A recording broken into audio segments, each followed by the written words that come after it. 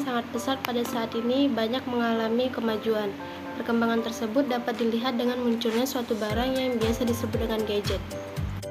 Gadget merupakan suatu alat elektronik yang digunakan sebagai alat komunikasi oleh manusia seperti mobile phone, komputer, dan lainnya. Pada awalnya, penggunaan gadget hanya digunakan oleh orang dewasa saja.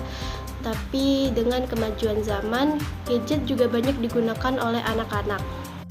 Pada zaman sekarang ini banyak sekali terjadi perkembangan dalam bidang ilmu pengetahuan dan juga teknologi yang begitu pesat. Dengan adanya kemajuan teknologi ini membuat pola pikir dan pola interaksi sosial berubah.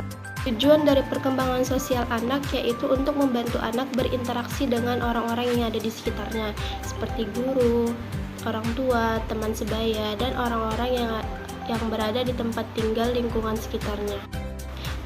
Namun seiring dengan berkembangnya zaman, anak-anak lebih banyak menghabiskan waktunya untuk bermain gadget daripada melakukan interaksi dengan teman-teman sebayanya. Adapun rumusan masalah dari laporan mini riset kami yaitu yang pertama, apa saja dampak negatif dalam penggunaan gadget terhadap kehidupan anak. Yang kedua, apa saja solusi untuk menangani dampak negatif penggunaan gadget.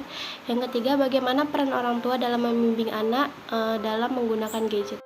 Tujuan dari penelitian laporan mini riset ini yaitu yang pertama menjelaskan dampak negatif dalam penggunaan gadget, yang kedua menjelaskan solusi-solusi dalam menangani dampak negatif penggunaan gadget, dan yang terakhir menjelaskan peran orang tua dalam membimbing anak dalam menggunakan gadget. Selain itu, Rizky Nafaida, Numashita, dan Nuramsu pada tahun 2020 dalam penelitian yang berjudul Dampak Penggunaan Gadget Terhadap Perkembangan Anak. Dalam penelitian ini bertujuan untuk mengetahui penggunaan gadget terhadap perkembangan karakter anak. Hasil dari penelitian ini ialah dampak positif penggunaan gadget dapat membentuk karakter religius, peduli sosial, disiplin, dan tanggung jawab, dan 4 karakter dikategorikan baik. Serta dampak negatif tercermin pada si anak dalam penggunaan gadget bagi aktivitas sehari-hari, misalnya anak kurang istirahat, anak lebih malas, membahayakan kesehatan, akibatnya radiasi, anak lebih suka menyendiri dengan gadgetnya. Yang kedua, landasan teori, di mana pada landasan teori kami membuat yaitu yang pertama gadget. Gadget merupakan sebuah istilah yang berasal dari bahasa Inggris yang artinya perangkat elektronik kecil yang memiliki fungsi khusus. Sedangkan dalam bahasa gadget disebut sebagai ajang. Salah satu yang membedakan gadget dengan perangkat elektronik lainnya adalah unsur kebaharuan, artinya dari hari ke hari gadget selalu muncul dengan menyajikan teknologi terbaru yang membuat hidup manusia menjadi lebih praktis. Contohnya dari gadget yaitu telepon atau smartphone seperti iPhone dan BlackBerry, serta notebook perpaduan antara komputer seperti notebook dan internet. Yang kedua, proses pembelajaran pada masa pandemi, di mana pembaruan di masa pandemi, kebijakan physical distancing yang kemudian menjadi dasar pelaksanaan belajar dari rumah dengan pemanfaatan teknologi informasi yang berlaku, tiba-tiba tidak jarang membuat pendidik dan siswa kaget, termasuk orang tua dan bahkan semua orang yang berbeda dalam satu rumah. Bab 3, di mana pada bab 3 kami membuat metode penelitian. Yang pertama, jenis penelitian, di mana jenis penelitian kami buat itu digunakan untuk meneliti dan dengan pengaruh gadget terhadap proses pembelajaran anak pada masa pandemi dengan menggunakan penelitian kualitatif dengan pendekatan deskriptif.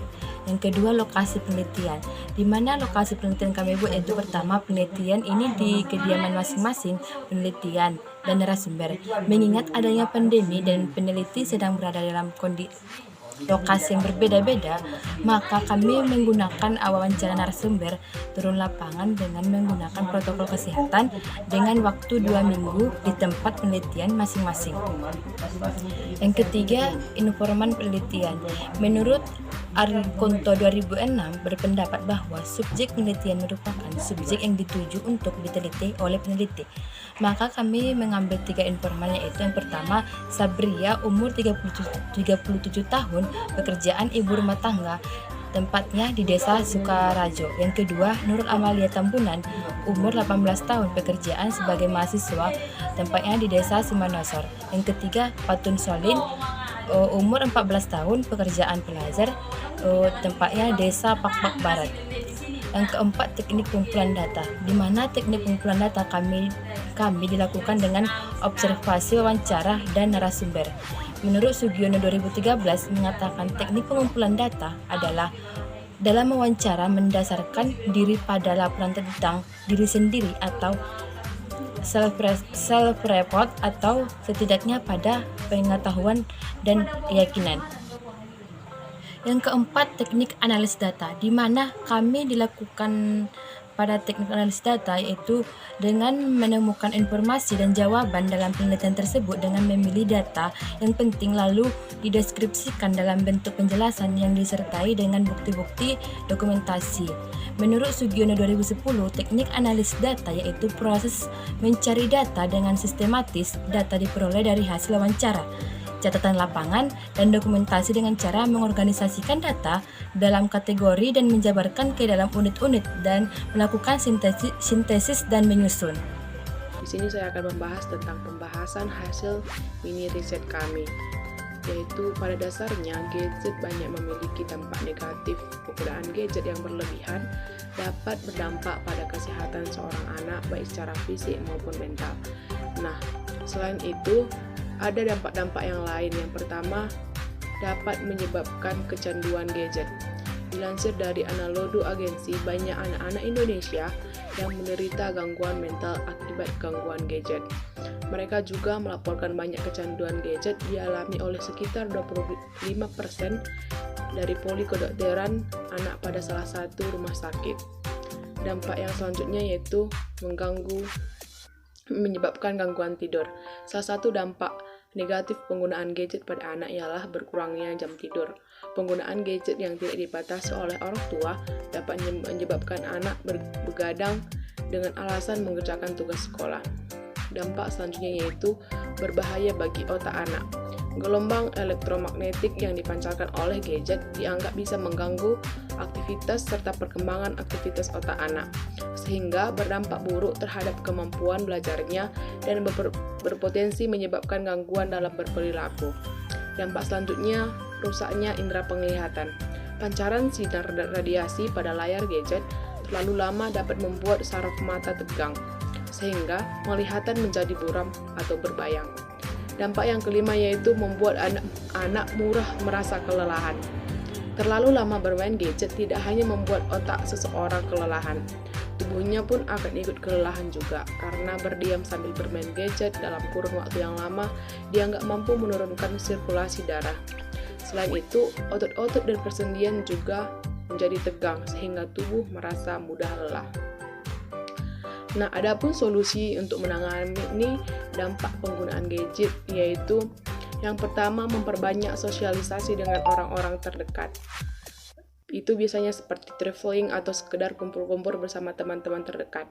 Karena jika terlalu lama sendirian, maka ujung-ujungnya adalah kita tidak bisa jauh dari gadget dan kembali tidak bisa jauh dari barang elektronik yang satu ini. Dan di saat kita berkumpul dengan teman ataupun sahabat-sahabat kita, cobalah untuk tidak memegang gadget, apalagi sampai terlalu fokus dengan gadget hingga melupakan kehadiran teman-teman atau sahabat. Solusi yang kedua yaitu mematikan gadget 30 menit sebelum tidur. Jika sebelum tidur kita membayangkan kebiasaan memain ponsel, maka mulai dari sekarang kebiasaan tersebut harus dibuang agar bisa lepas dari kecanduan ponsel. Matikan ponsel kamu sekitar 30 menit atau 1 jam sebelum kamu tidur. Itu juga berfungsi agar kamu bisa cepat-cepat tidur dan kembali segar pada saat bangun di pagi hari. Nah, adapun solusi yang ketiga yaitu menghapus beberapa aplikasi yang dapat membuat kecanduan. Jika aplikasi tersebut tidak memberikan manfaat yang banyak bagi kita, sebaiknya dihapus supaya dapat mengurangi penggunaan gadget. Selanjutnya yaitu memberikan batasan waktu untuk menggunakan gadget.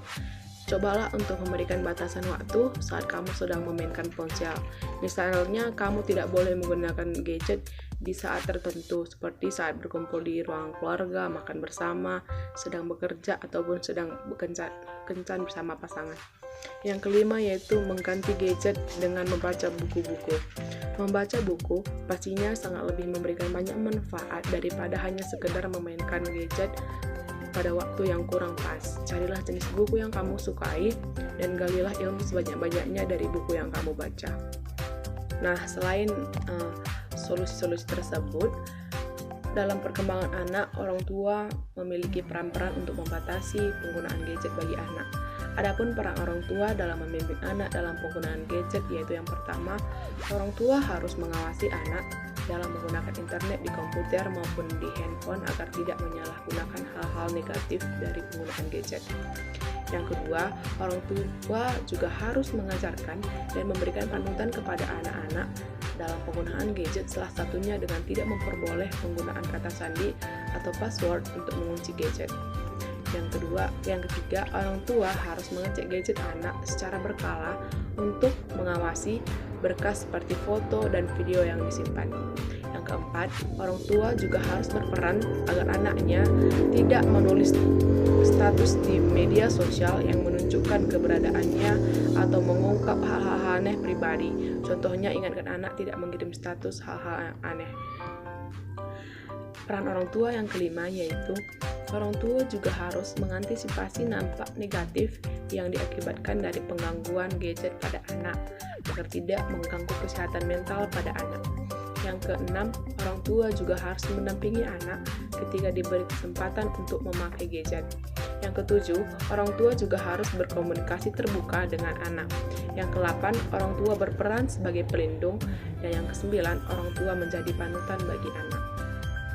Baik, adapun kesimpulan dari mini riset kami yaitu kecenderungan anak terlalu lama dalam penggunaan gadget secara terus-menerus dan digunakan tidak tepat waktu sehingga akan menjadikan seseorang bersikap tidak peduli pada lingkungan sekitarnya, baik di lingkungan keluarga maupun di lingkungan tempat dia tinggal. Ketidakpedulian inilah yang menyebabkan seseorang dapat menjadikan dia dijauhi, bahkan merasa terasingkan oleh lingkungannya. Saran dari hasil mini riset kami yaitu kita sebagai pengguna gadget hendaknya menggunakan gadget pada waktu dan tempat yang tertentu. Dan kepada orang tua seharusnya bisa mengawasi anaknya dalam bermain gadget serta memberikan edukasi mengenai dampak negatif ketika terlalu lama dalam bermain ataupun menggunakan gadget. Sekian hasil penjelasan kami mengenai hasil mini riset kami. Terima kasih.